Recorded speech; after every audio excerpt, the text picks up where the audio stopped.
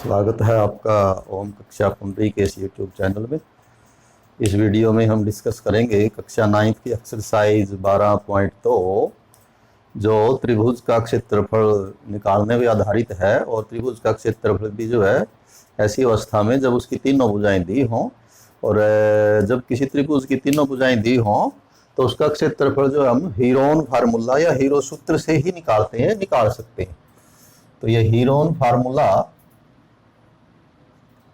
या हीरोन सूत्र के यदि किसी त्रिभुज की भुजाएं दी हो आपको ए, बी और सी, तो आप उसका क्षेत्रफल निकालेंगे और वो होगा, चार संख्याएं आएंगी। पहली संख्या होगी S, S minus a, s minus B और एस माइनस सी। जबकि जो ए, बी और सी है वो त्रिभुज की तीनों भुजाओं की बात हम करते हैं। तो त्रिभुज की तीनों भुजाएं दी हैं ए, बी और सी, और ये जो एस है ये है अर्ध परिमाप। ये जो एस है ये आपका अर्ध परिमाप यानी तीनों भुजाओं को जोड़ के 2 से भाग दे लेंगे तो ये एस आ जाएगा। तो फिर त्रिभुज का क्षेत्रफल होगा एस गुणा में s minus a, s minus b, s minus c. तो निकाल सकते हैं। तो 2 सवाल हमने इसके किए थे पीछे। आज हम तीसरे से आगे शुरू करेंगे। और तीसरा सवाल ये है कि किसी बच्चे ने कह लें या तो एक कागज का जहाज जो है वो जैसे हम बनाते हैं वो बनाया हुआ है, रंगीन कागज का जहाज। तो बनाने के बाद उसकी आकृति इस तरह की बन जाती है। तो इसमें अलग अलग तरह की आकृतियां जो है वो कई तरह जुड़ी हुई हैं। तो इसका क्षेत्रफल कहता है वो कितना होगा। जबकि जो इसकी विमाएं हैं, भुजाएं कह लें, वो क्या है कि ये ऊपर जो भाग एक है ये त्रिभुज आकार है। इसकी 2 भुजाएं ये 5-5 सेंटीमीटर की है और ये भुजा नीचे वाली जो है वो 1 सेंटीमीटर की। फिर ये भाग 2 है और भाग 2 जो है ये इतना, ये आयताकार भाग है। भाग 2 जो है वो आयताकार भाग है। उसमें ये जो लंबाई है ये भुजा ये 6.5 सेंटीमीटर की है और ये आपकी 1 सेंटीमीटर की, ये भी 1 की, तो ये भी 6-5 होगी। तो ये एक आयत बन जाएगी। जो भाग 3 है ये नीचे, ये एक तरह की समलंब आप कह सकते हैं। ये भुजा इसकी 2 सेंटीमीटर है, ये 1 सेंटीमीटर है और ये बराबर जो है वो निकली हुई है दोनों तरफ से नीचे। तो ये एक समलंब है। तो इसका भी क्षेत्रफल हम निकाल सकते हैं। वैसे यहाँ से आप इसको सीधा मिला के साइडों में त्रिभुजों में भी बांट सकते हैं। नीचे बीच में फिर एक वर्ग रह जाएगा 1 सेंटीमीटर का। तो कई तरह से कर सकते हैं। भाग 4 की बात करें तो ये भाग 4 जो है वो एक ये त्रिभुज है और यहाँ पर 90 का कोण है, तो ये समकोण त्रिभुज है। ये इसकी भुजा 6 सेंटीमीटर है क्योंकि ये दोनों बराबर है। और लास्ट में ये भाग 5 है, ये भी 6 सेंटीमीटर है और ये 1.5 है, इसकी भी 1.5 है। तो ये अलग अलग विमाएं जो है वो दी हुई हैं। तो आपको बताना है कि इस रंगीन कागज का कुल क्षेत्रफल जो सामने हमें दिखाई दे रहा है वो कितना है। तो हम भाग वाइज ही निकालेंगे। और जो भाग 1 है वो कैसा है, वो त्रिभुजाकार है। त्रिभुजाकार भाग 1 में क्या क्या दिया वो देखिए। क्योंकि ये त्रिभुजाकार है और तीनों भुजाएं दी हुई हैं तो इसका क्षेत्रफल हम हीरोन फार्मूले से निकाल लेते हैं। तो भुजाएं हैं इसकी एक 5, दूसरी भी 5 और तीसरी है आपकी 1। तो एस आ जाएगा इसका 5 जमा 5 जमा 1/2, 5 और 5 10 और 1 11/2। तो 11/2 इस्तेमाल कर लें या आप 0.5 इस्तेमाल कर लें। 11 को 2 से भाग दोगे तो 0.5 आएगा।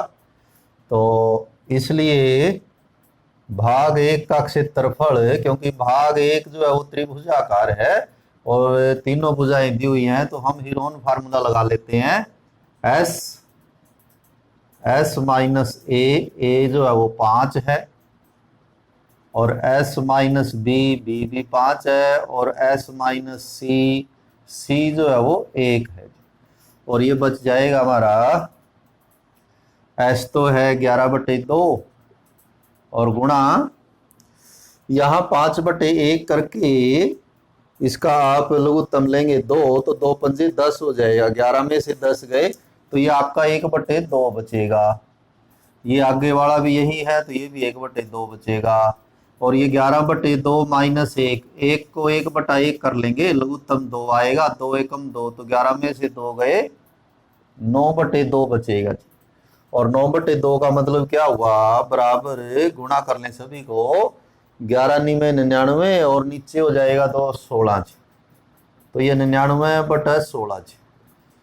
अब दो तरह से हम इसको आगे कर सकते हैं, या तो 99 का वर्गमूल अलग निकाल लें, 16 का 4 हो जाएगा, फिर 4 से भाग दे लें, या 99 को पहले ही 4 से भाग दे लें 16 से, इसको दशमलव में ही बदल लें, 16 से भाग, 16 छिके 96, बाकी बच गए 3, दशमलव लगा के 0 उतारेंगे तो 16 एकम 16, बाकी बच गए 14, 140, 16 आठे 128, बाकी बच गए 12, 120, 16 सत्ते 112, बाकी बच गए 8, 16 पंजे 80, तो ये पूरा ही निकल जाएगा, पूरा कट जाएगा और ये बन जाएगा 6.1875। लेकिन अभी इसका 6.1875 का वर्गमूल भी लेना है, तो हमें वर्गमूल निकालना आना चाहिए भाग विधि से, इस तरह से। तो दशमलव से जोड़े बनते हैं हमेशा, इधर 6 अकेला रहेगा, इधर ये 2 जोड़े बनेंगे, तो 2 पे जाएगा, 2 दूनी 4, 6 में से 4 गए 2, दशमलव आ गया, यहाँ लगा दें, जोड़ा उतारें 18, 2 का दुगुना 4, 5 चौके 20, 5 5 25, थोड़ा ज्यादा हो जाएगा, 4 पे ही जा पाएगा, 4 चौके 16 और 1 17, आगे उतार लें 75, इसको दुगुना कर दें, 24 दूनी 48, 9 8 72, 9 चौका 36, 7 44, 8 8 64, 8 चौका 32, तो 8 या 9, 9 कुछ लगभग हो जाएगा, आप 8 भी कर सकते हैं। तो इसका वर्गमूल हमारा आया 2.49 वर्ग सेंटीमीटर। 4 8 भी आप लिख देंगे तब भी कोई दिक्कत नहीं है। तो ये लगभग में है। ये आया हमारा भाग 1 का क्षेत्रफल, ये त्रिभुजाकार था। अब भाग 2 जो है वो आयताकार है, तो भाग 2 और आयताकार है तो आयत का फार्मूला उसमें लग जाएगा, लंबाई गुणा चौड़ाई दोनों दी हुई है। तो आयताकार भाग 2 का क्षेत्रफल बराबर होगा लंबाई गुणा में चौड़ाई। अब लंबाई कितनी है इस आयत की, ये वाला भाग, तो ये जो है ये 6.5 दी हुई है और चौड़ाई दी हुई है 1, तो इसका क्षेत्रफल बड़ा आसान है, 6.5 वर्ग सेंटीमीटर। अब मुख्यतः आ गया भाग 3। भाग 3 है एक समलंब, ये दोनों समांतर हैं और समलंब का क्षेत्रफल होता है समांतर भुजाओं का योग गुणा में संगत ऊंचाई या बीच की दूरी। यानी हमें ये दूरी चाहिएगी, ये, तो इसमें सिमेट्री से क्या होगा कि ये सारी 2 है तो 1 सेंटीमीटर है ये, तो 1 तो बीच में रह जाएगी, और सिमेट्री से इतना ही इधर है, इतना ही इधर है, ये सारा 2 है, तो ये 1 सेंटीमीटर है तो इधर रह जाएगा आधा सेंटीमीटर और इधर रह जाएगा आधा सेंटीमीटर, 1 हो जाएगा बीच में। तो ये जो ऊंचाई है किसकी भला, भाग 3 में जो समलंब है, भाग 3 में समलंब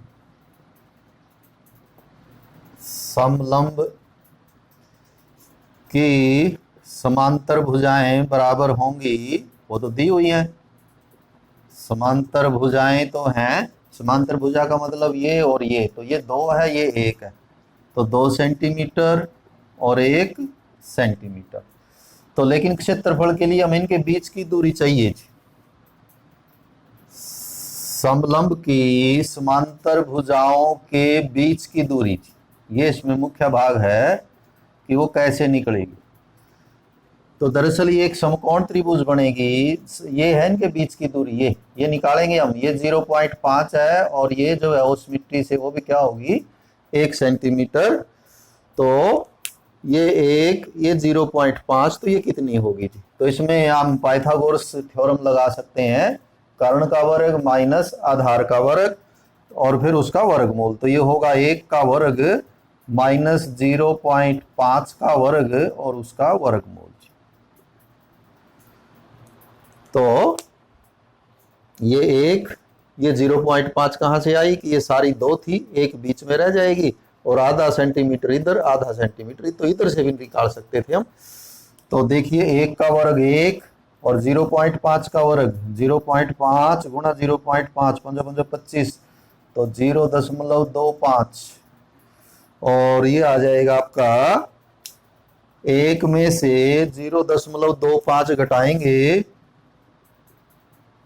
तो 1 में से ऐसे घटेगा 1.00 और 0.25, तो ये बचेगा 0.75 और अभी इसका वर्गमूल भी लेना है 0.75 का, तो ये फिर भाग विधि से ही निकालना पड़ेगा। 0.75 का वर्गमूल तो ना जाने की 0 फिर दशमलव आ जाएगा, तो 75 का एक जोड़ा बनेगा तो 8 64, बाकी बच गए 11। आप और जोड़े 0 के जितने चाहें उतने उतार सकते हैं, कम से कम 2 दशमलव स्थान तक हम कोशिश करेंगे। तो 2 0 हम उतार लेते हैं, 8 दूनी 16 और 16 सत्ते 112, तो लगभग ये 7 के आसपास जाएगा।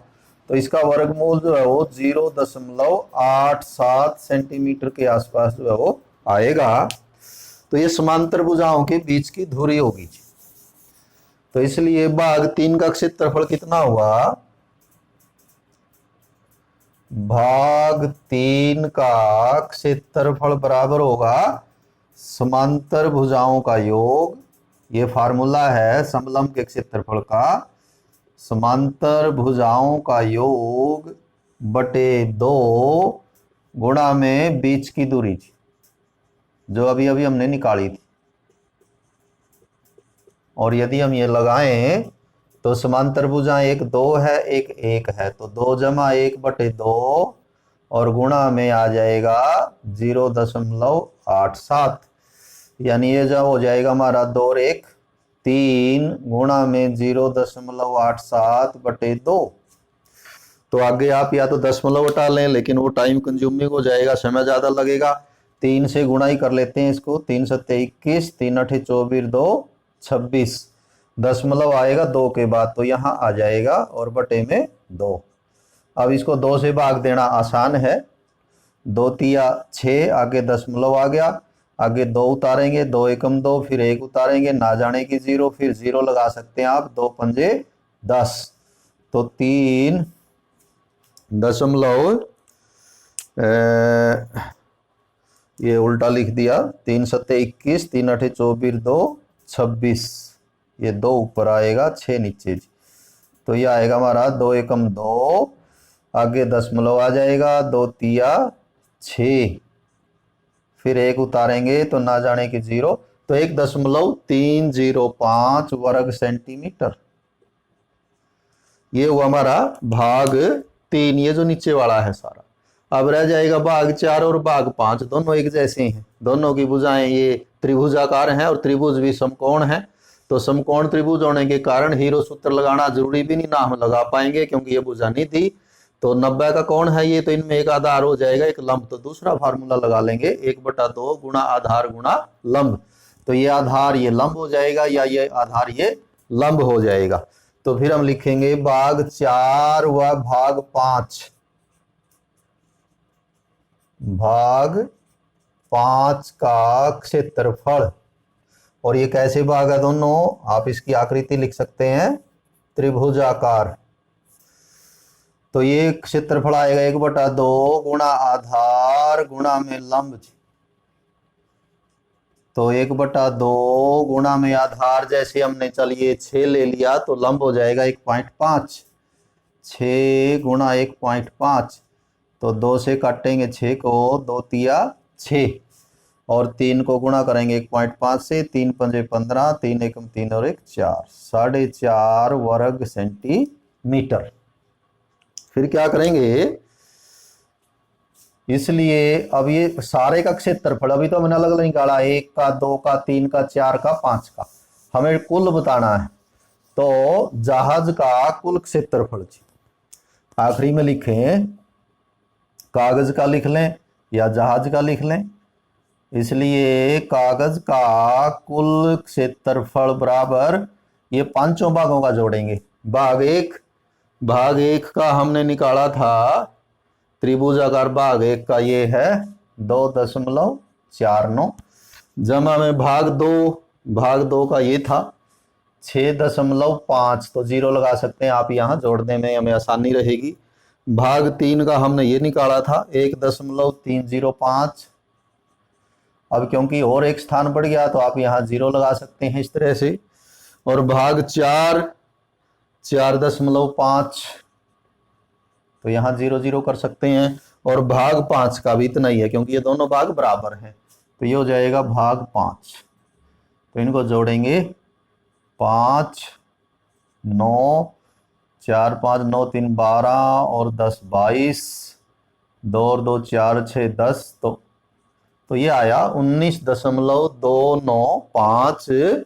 5 छोड़ेंगे तो ये 10 हो जाएगा, ये 3 यानी 19.3 भी कह सकते हैं इसको हम, या यूं क्यों भी लिख सकते हैं, 19.295 वर्ग सेंटीमीटर इस कागज का कुल क्षेत्रफल। तो थोड़ा ये बड़ा सवाल है इसमें एक्सरसाइज में काफी, बाकी तो सभी जो भी इसमें सवाल हैं वो सभी आसान है, ये थोड़ा सा लंबा है, तो ये हमने किया। अब हम करेंगे चौथे सवाल में ये कहता है कि एक त्रिभुज और एक समांतर चतुर्भुज एक ही आधार पर बने हैं और समान क्षेत्रफल है दोनों का। एक त्रिभुज है, एक समांतर चतुर्भुज है, दोनों एक ही आधार पे बने हैं और क्षेत्रफल दोनों के बराबर हैं। त्रिभुज की जो भुजाएं हैं वो 26, 28 और 30 सेंटीमीटर है। तो समांतर चतुर्भुज की का जो आधार है वो 28 पे बनी हुई है, यानी आप यूं चित्र इनका बनाना चाहें तो यूं बना सकते हैं कि त्रिभुज है 28, एक भुजा इसकी 30 और एक भुजा हो जाएगी 26 सेंटीमीटर में। और इस 28 वाली पे फिर एक क्या बनी हुई है, समांतर चतुर्भुज, वो यूं भी बना सकते हैं, इधर भी यूं या यूं भी बना सकते हैं। तो एक ही आधार पे एक त्रिभुज बनी हुई है, एक समांतर चतुर्भुज बनी हुई है, आधार पे बनी हुई है दोनों 28 पे लिखा हुआ है, समांतर चतुर्भुज 28 पे बनी है और क्षेत्रफल दोनों के बराबर हैं। तो ये कहता है कि इसकी संगत ऊंचाई कितनी है। ऊंचाई होती है लंबवत, यानी कि यहां से यदि आप 90 के कोण पे, तो ये कितनी है त्रिभुज की ऊंचाई, समांतर चतुर्भुज की ऊंचाई। दरअसल जो समांतर चतुर्भुज का क्षेत्रफल होता है उसका फार्मूला है, समांतर चतुर्भुज का क्षेत्रफल का फार्मूला है आधार गुणा संगत ऊंचाई, आधार गुणा संगत ऊंचाई। तो यहां पर आधार इसने दिया हुआ इसका ये 28, ये संगत ऊंचाई आपको बतानी है, जबकि इसका क्षेत्रफल इसके बराबर है। तो हम क्या करेंगे, पहले इस त्रिभुज का क्षेत्रफल निकाल सकते हैं, ये संभव है, तीनों भुजाएं दी हुई हैं, तो हीरोन फार्मूला लगा के इसका क्षेत्रफल निकाल लेते हैं, उतना ही समांतर चतुर्भुज का हो जाएगा।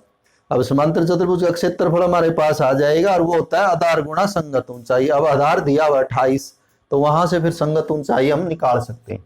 तो सबसे पहले हम लिखेंगे इसमें जो त्रिभुज है,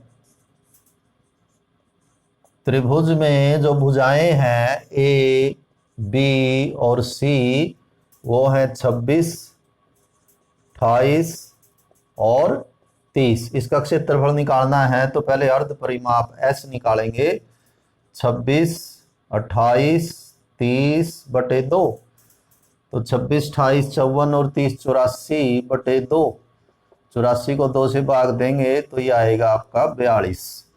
इसलिए त्रिभुज का क्षेत्रफल हो जाएगा,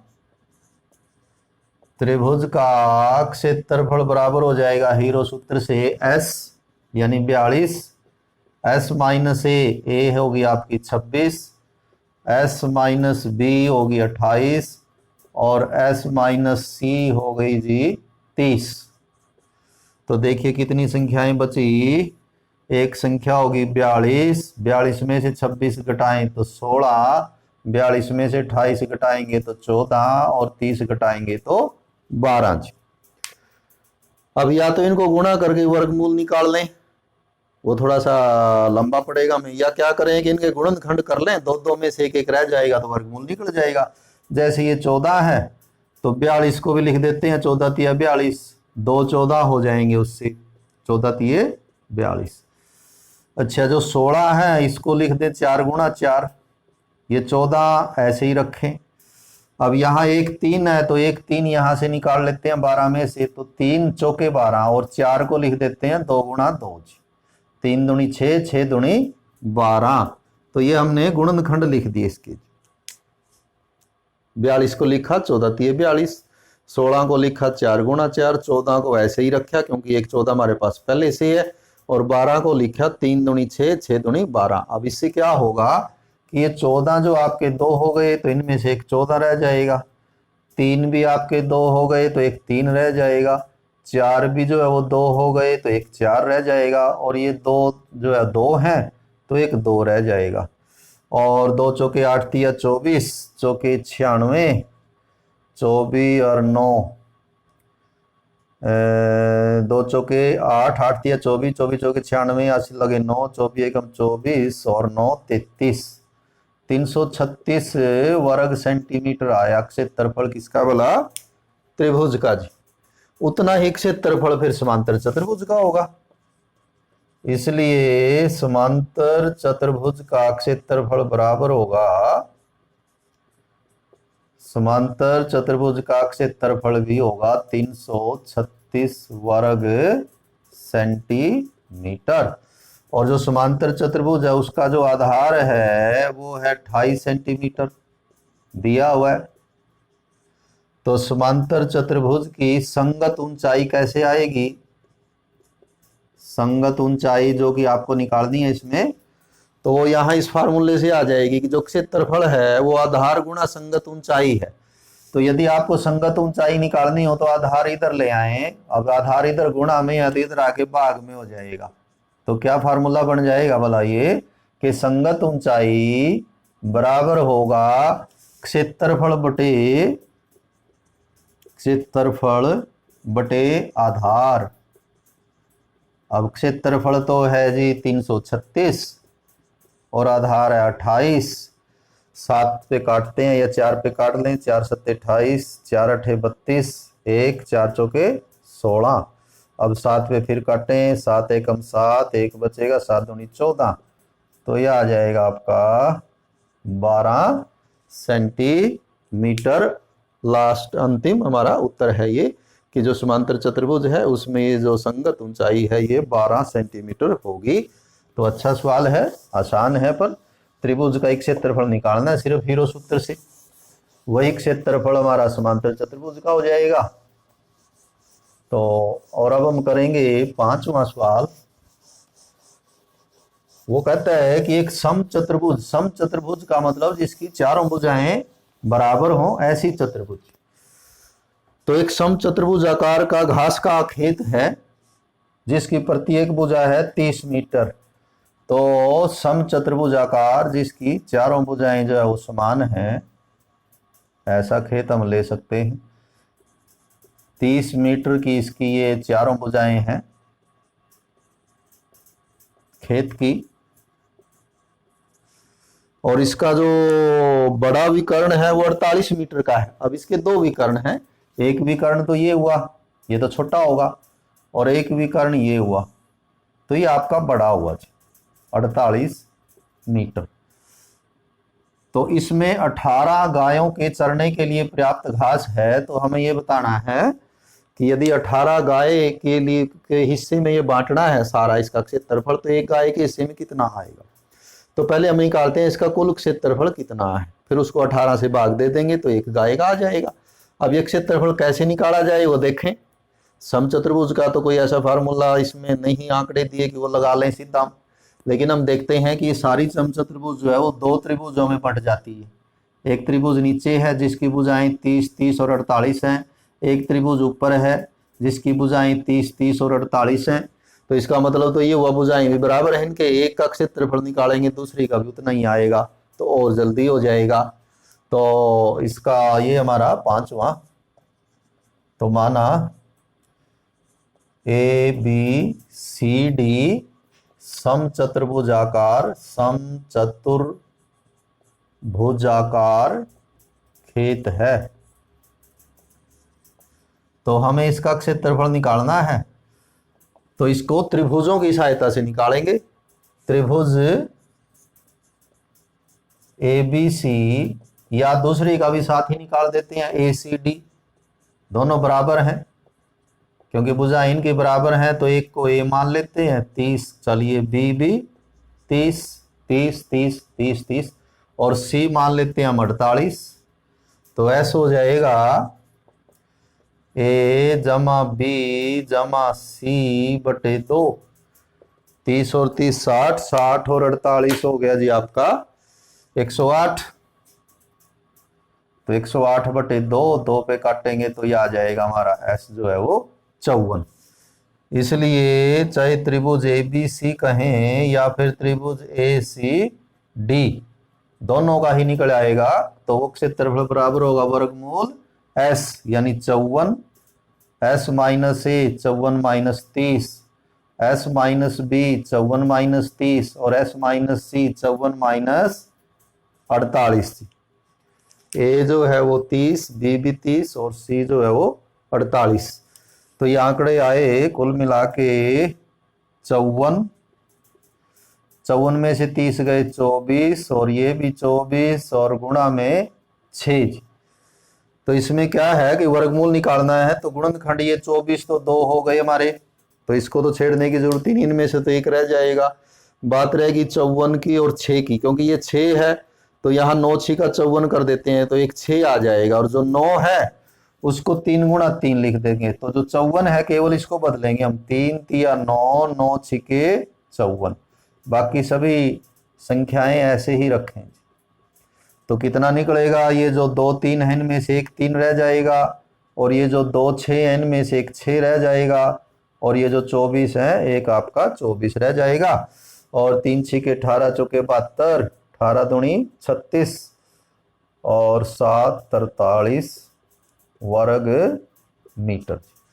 तो ये जो कुल क्षेत्रफल है ये तो एक का है, इसलिए खेत का कुल क्षेत्रफल, ये जो क्षेत्रफल आया है ये तो एक त्रिभुज का है, लिखा भी हुआ है, क्या लिखा हुआ है कि त्रिभुज ए बी सी, यानी नीचे वाला जो खेत आता है ये, या फिर ये जो है वो कितना आएगा 432, यानी 432 ये और 432 ही ये। तो कुल क्षेत्रफल कितना हुआ 432 और 432 864। अब ये कुल क्षेत्रफल 864 वर्ग मीटर जो है कितनी गायों के लिए पर्याप्त है, 18 गायों के लिए। तो 18 गायों के चरने के लिए खेत